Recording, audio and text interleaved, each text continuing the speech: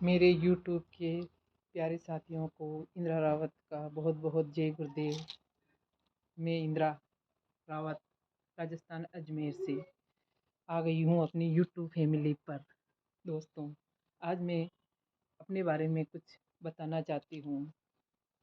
मेरा जन्म अजमेर ज़िले के पास में एक गांव है लाडपुरा, वहीं पे हुआ। और मैं वहाँ पे 8वीं तक की पढ़ाई मिशनरी स्कूल में की थी। और 8वीं तक की पढ़ाई मिशनरी स्कूल में करने के बाद में गांव में 8वीं कक्षा तक ही स्कूल थी। तो मैंने खुद डिसीजन लिया और थोड़ा दूर एक हॉस्टल था, उसमें अपनी फ्रेंड के साथ दाखिला करवा के पापा से बिना पूछे ही दाखिला करवा के आ गई। और वापस आके पापा को बोला, मेरी फ़ीस भी मेरी फ्रेंड के पापा ने दी थी।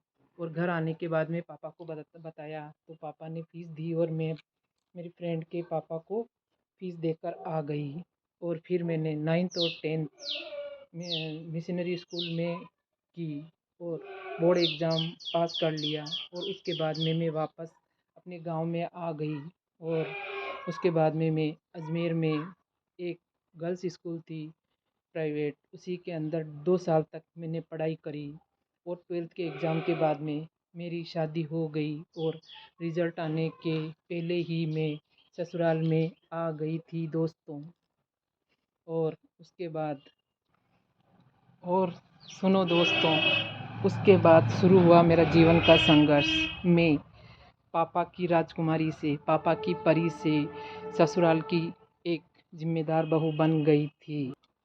मैं गांव में पली बड़ी और गांव में रहते हुए भी मैंने कभी भी खेती और जानवरों का काम नहीं किया था, क्योंकि 8वीं कक्षा पढ़ते ही मैं हॉस्टल में चली गई। और हॉस्टल के बाद में मैं शहर में पढ़ने जाती थी, तो मुझे कभी इस चीज़ का टाइम ही नहीं मिला था। और इसी पढ़ाई के साथ साथ अब मेरी शादी हो गई और मैं ससुराल में आ गई। ससुराल में आने के बाद में मैंने हर वो काम करने की कोशिश की जो काम मैंने ज़िंदगी में कभी नहीं किया था। यहाँ पर आने के बाद में जानवर भी रखे थे इन्होंने, तो मैंने जानवरों का काम भी किया, दूध भी निकाला, चारा भी काटा।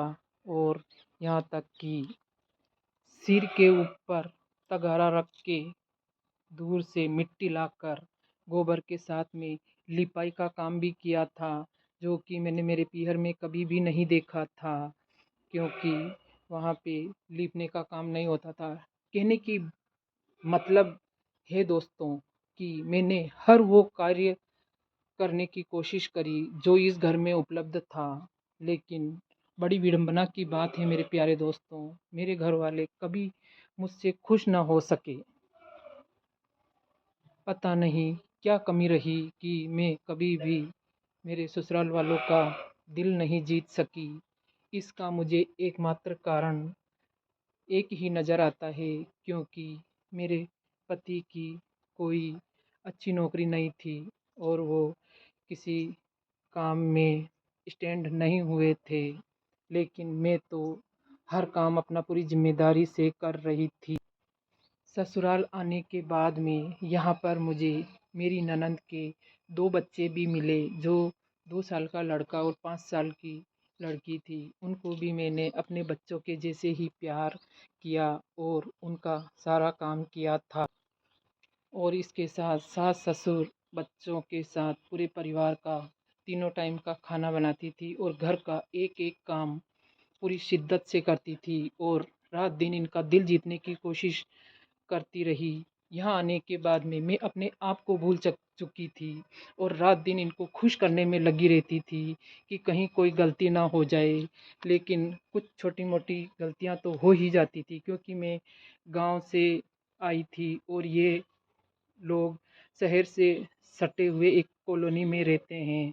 तो कुछ कामों के अंदर तो अंतर आ ही जाता है। लेकिन फिर भी मैं पूरा काम करने की कोशिश करती थी, बशर्ते मैंने कभी ऐसा काम किया हुआ नहीं था, क्योंकि मैं गांव में ज़्यादा रुकी नहीं थी और पढ़ाई में ही रही और पढ़ाई करते करते ही यहाँ पर आ गई थी। मेरे प्यारे दोस्तों, मैंने हर पल इनको खुश रखने की सोची और मैंने ये भी सोचा, नौकरी के लिए भी सोचा, लेकिन मेरे हस्बैंड की कमाई नहीं थी और जब तक वो किसी काम में नहीं लगे थे तो मेरी हेल्प कौन करता। अब आप ये बोलोगे कि अगर आपके हस्बैंड नौकरी नहीं करते थे तो आपने शादी क्यों की। तो प्यारे दोस्तों, ये गांव का सवाल है। जब मेरी सगाई हुई तो ये 11वीं में पढ़ते थे और उसके बाद में ये 11वीं करने के बाद में आईटीआई करने चले गए। आईटीआई करने के बाद में मैंने सोचा कि ये कहीं ना कहीं तो नौकरी लग ही जाएगी और गांव के अंदर मैं 19 साल की हो गई थी तो बड़े बुजुर्ग सब दादाजी शादी के लिए करने लगे। मैं ही एक ऐसी लड़की थी जो इतनी उम्र होने के बाद में शादी हुई, वरना तो 15-16 के अंदर ही शादी हो जाती थी। तो यही सोचकर मेरी शादी कर दी गई कि इसने आईटीआई कर ली है तो कहीं ना कहीं नौकरी लग जाएंगे। लेकिन मेरे हस्बैंड थोड़ा सा ज़्यादा दिमाग लगाने वाले प्रवृत्ति के हैं, तो छोटी मोटी कंपनियों में इनकी जॉब आई तो इन्होंने वो जॉब ज्वाइन नहीं की और बेहतर से बेहतर की तलाश में रहे। फिर भी कैसे भी करके दोस्तों मैंने फर्स्ट ईयर का प्राइवेट फॉर्म भर दिया था और पढ़ाई करने लगी थी। दिन भर काम करती और रात को बैठकर कुछ टाइम पढ़ाई करती थी और इसी प्रकार तैयारी करती रही। लेकिन कुछ ऐसी घटना घटी कि फर्स्ट ईयर के एग्ज़ाम के कुछ टाइम पहले मेरा प्रेगनेंसी टाइम था और मेरा 6 महीने का बच्चा ख़त्म हो गया था और उसके 20 दिन बाद में ही मेरे पेपर थे।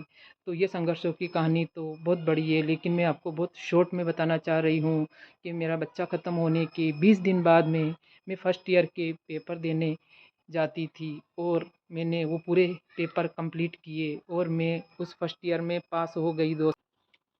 और इसी संघर्षमय कहानी के साथ साथ मैंने अगले साल सेकेंड ईयर का फॉर्म भरा और उसके अंदर मेरे बड़ी वाली मेरी बेटी आज जो है वो पेट में आई और संयोग की बात एग्ज़ाम के लगभग 15-20 दिन पहले ही मेरी बेटी पैदा हुई और उस बेटी को मैं घर पर छोड़कर दूर शहर में एग्ज़ाम देने जाती थी और आने में लगभग मेरे को 3 घंटे का पेपर होता था और आधा पौन घंटा जाने में आधा पौन घंटा आने में, तो लगभग मुझे 5 घंटे से ज़्यादा लग जाते थे।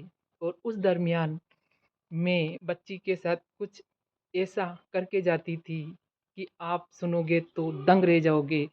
ये घटना मैं किसी और वीडियो में बताऊंगी क्योंकि ये एक बहुत स्पेशल बात है।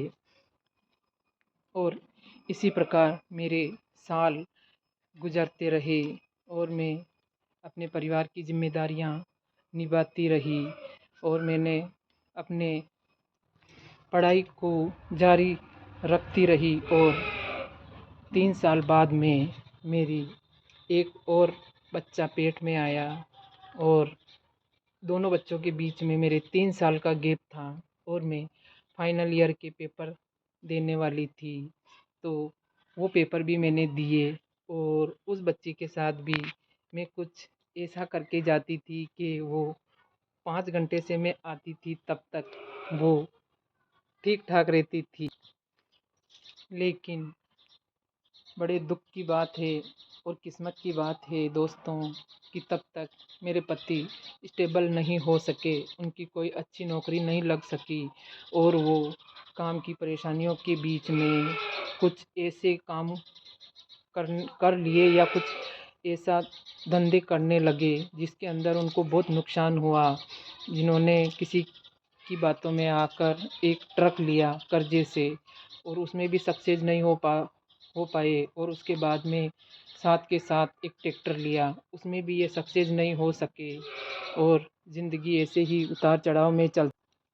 कहीं ना कहीं ऐसा ज़रूर होता है दोस्तों और अधिकतर ऐसा ही होता है कि पति अगर ढंग से कमाई नहीं करता है तो औरत को बहुत ज़्यादा सहन करना पड़ता है। और यही कारण था कि बिना गलती के ही मुझे बहुत कुछ सुनने को मिलता था और मैं वो बातें आपको बता नहीं सकती हूँ क्योंकि ये ठीक नहीं रहेगा कि मैं इस मंच पे आकर किसी की बुराइयां करूँ। और और इसी प्रकार मेरा जीवन चलता रहा और मैं संघर्षों पे संघर्ष करती रही। यहाँ तक का मेरा जीवन बहुत ही संघर्ष भरा था। आगे की कहानी दोस्तों मैं अगले एपिसोड में बताऊंगी। आपको मेरी कहानी कैसी लगी आप कमेंट करके अवश्य बताइए। और दोस्तों आपको मेरी बातें अच्छी लगी हो तो मेरे चैनल को सब्सक्राइब कर मुझे आगे बढ़ाइए। जय गुरुदेव।